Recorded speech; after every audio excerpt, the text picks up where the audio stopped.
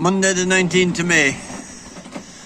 I'm only about 6 hours out of Lanzarote, Rubicon Marina, to sail home 2,000 miles. And the self-steering is after packing up. I'm after spending an hour hanging over the back, saying can I fix it, and I don't know whether I'll be able to, but I'm going to keep going. It's good training for the GGR anyway. Sailing without self-steering. I have a new one on the way, so that's good news.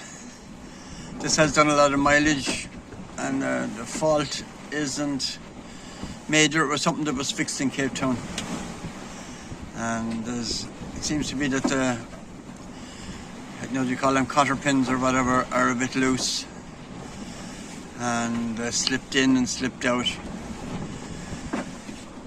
But yeah, I have been hanging over the back, and I know what's wrong. We'll see, can I fix it? I have the rudder off, that's the rudder there, and I have the wind vane off, and that's her tipping along okay. There is the plotter, so 4.7, we were going faster when the steering was working 5.1. This is Rubicon Marina here, is there. That's Lanzarote, Fuerteventura. And that's Madeira. And there's islands there that are rocks that I have to avoid. So yeah, I'm definitely going to keep going. I've had a while to think about it. And onward and upward. Heck it anyway. If I was nearly home it wouldn't be so bad, but I'm not. And as I said, it's good training for the GGR, trying to sort out problems and sail without self-steering. And I have done 1,500 miles without self-steering before, so 2,000 is an extra bit. And as I said, it's easy going upwind, and I'm going upwind now. And that's so. Only time will tell, will I regret it? Anyway. 9:30 in the evening, I'm happy out with my speed, but my course is varying about 40 degrees, but such is life. I have to avoid these islands, they're quite dangerous. I passed them in 1976, a lot of wrecks there. This was on board the Irish sail training vessel Credna when I was on a tall ship's race from Plymouth to Tenerife. Okay, happy to be past the Salvagam Islands, so that's good. I'm heading for Madeira. Madeira will be a place that I could anchor and sort out problems if I haven't them fixed before then. Okay, nearly 24 hours at sea. I spent a lot of time this morning hanging over the back of the boat and trying to fix it. And I know where I stand. I hope I can fix it. I'm quite confident.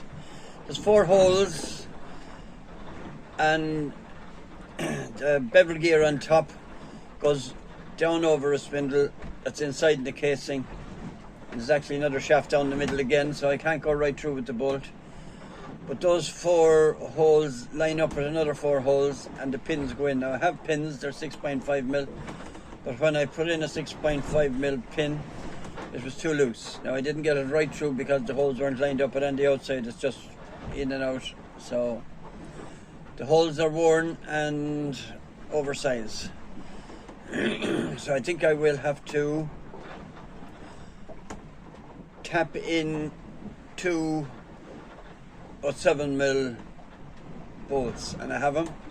So that's my plan, is to slightly lift up the spindle and try and get the holes lined up. Stick in a screwdriver and then do the other side.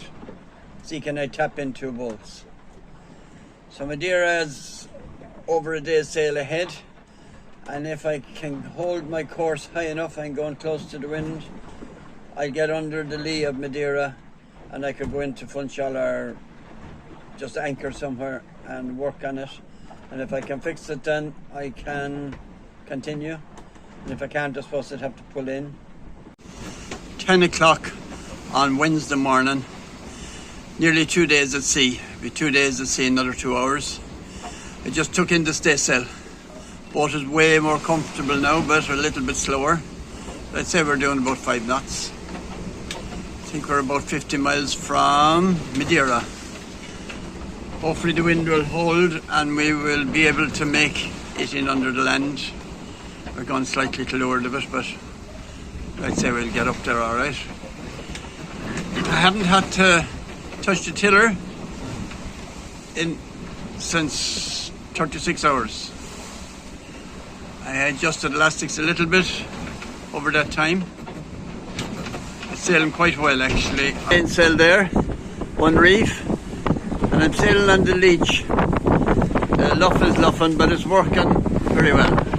Before I was doing that, I was all the time luffing up and veering off and luffing up and veering off. But sailing on the leech is working. It's losing a bit of sail power, but that's fine. I'm delighted with a lot of things in the boat, including how dry it is. Dry as a cork. I have one leak actually. There's a nut up there, one of the nuts holding on the life raft. I have to remove the life raft from the cradle to tighten it. There's water dripping in there. Not a lot, and an easy fix. Other than that, I have a little bit of water coming into the head, into one of the lockers. That's another easy fix, I hope. But yeah, the boat is lovely and comfortable and dry. Sailing all the time at this angle. You can see the inclinometer there. Makes life a bit awkward. Perfect for one. Like you have your own space. You have to think before you move. This is my bunk here. The side lifts up and I'll be sitting down there reading or doing whatever. But yeah, it all works. These are the great people who are sponsoring me and helping me get here. So my friend on top, Eamon Andrews, he was the first person to come on board and help me in the beginning. Who I haven't here is Ian Duggan. He was the second person to come on board. I must do Body in the Blascade, the Dingle Ireland ferries. So the rest are really helpful.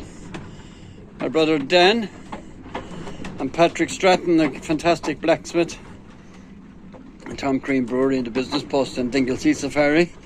I must actually put in the artists who came on board and helped me. I won't start naming them because I'll forget some, but Carl Cronin stands out, as does Sonora Neal, and the rest of them, yeah, I won't keep going. But yeah, they were so kind. So my mother's painting she did for me. She's 96 now and still painting. Can't really see it at that angle. So yeah, lovely sunny morning and life is good. Sitting back in the boat sailing away. That's nice.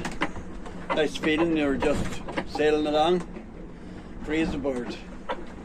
So if I don't make the shelter of Madeira, I will sail on until I don't think I'd bother tacking in. I'd sail on until I get to the area of the Azores High. I will meet that on the way up and the sea will be calm, the wind will be down, drop the sails and try and get my 2 bolts in to the self-steering. Here I am, happy out sailing along with no self-steering, and I have thought a lot about how I will manage the sails with the wind behind me and what will work and what won't work, I don't know. But during the Golden Globe race I had to sail 1500 miles without self-steering when I failed and had to sail into Cape Town, and I wasn't so happy. Fair play to my sponsors back then. Michael Flynn of FLI rang me straight away, and Green Rebel made contact, and all the other sponsors, and said they were all happy out how things went for me, and they were so kind and nice. That made a big difference. But out here now, it's all different. It's about survival and arrival, and that's no problem. And no pressure, and really enjoying the challenge of sailing the boat without self-steering, and looking forward to getting back to Ireland, visiting my friends. And thanks to Dan McIntyre for all he has done for world sailing and for ordinary people like me. He's a fantastic, brave person, daft as a brush. Went on. But yeah, I'm enjoying the sail, trying to figure out how to get everything to work well now. When my self-steering system did fail in the Golden Globe race in 22, I was sailing downwind in fresh weather in 4 metre seas. So I have sailed downwind in strong conditions before with no self-steering. I think I have come up with better ideas on how I could improve what I did. But I'm quite confident that I can sail home, no problem, without areas if needed.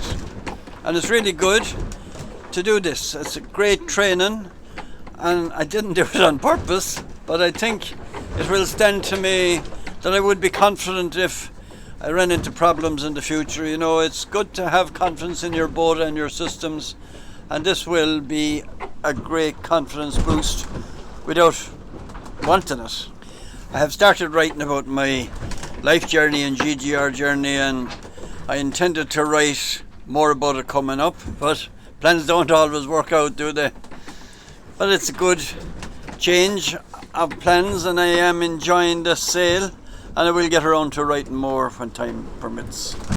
The only thing I'm writing these days is the list of jobs to be done before the start of the race, and it's getting smaller, thanks for the goodness.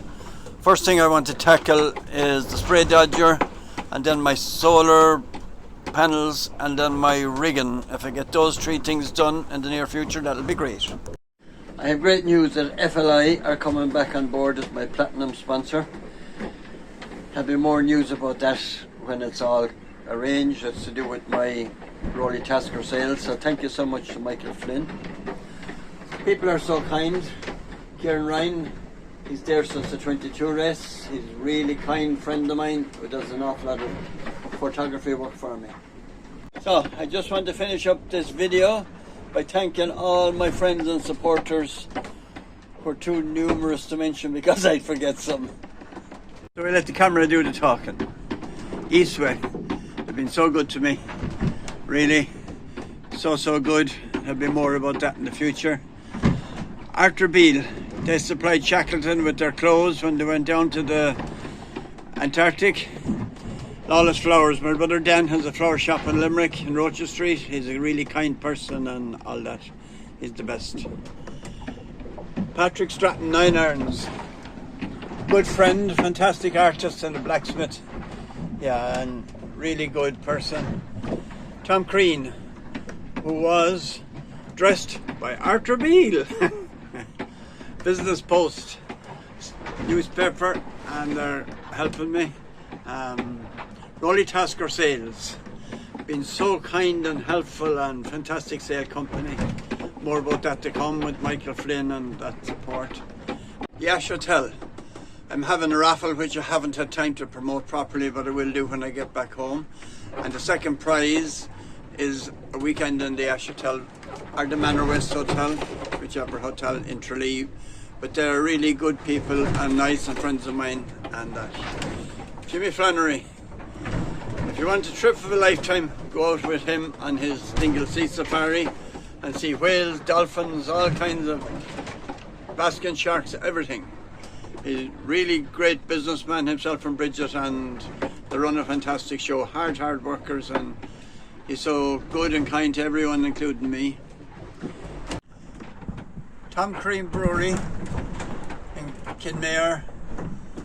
It's a legendary family, and the family that run the business, Tom Crean's granddaughter, and that's so.